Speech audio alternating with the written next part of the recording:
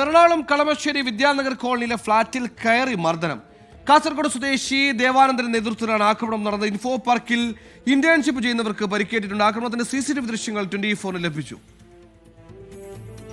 പ്രേക്ഷകർ കാണുന്ന CCTV ദൃശ്യങ്ങളാണ്. ഇപ്പോൾ ശ്യാംകുമാർ കൊച്ചിയിൽ നിന്ന്. ശ്യാമ, എന്താണ് സംഭവിച്ചത്? എന്തിനായിരുന്നു ഈ ഫ്ളാറ്റിൽ കയറിയുള്ള മർദ്ദനം?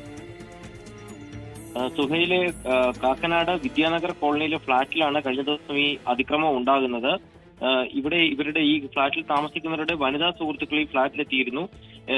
ഇതുമായി ബന്ധപ്പെട്ട ഈ പെൺകുട്ടിയുടെ സ്നേഹിതൻ ആ ഫ്ളാറ്റിലെത്തുകയും അവിടെ ഉണ്ടായിരുന്നവരുമായി പ്രശ്നമുണ്ടാക്കുകയുമായിരുന്നു. ഇതോടെ ഈ കൂട്ടുകാർ ഇടപെട്ട് ഇവരെ പറഞ്ഞു വിട്ടു.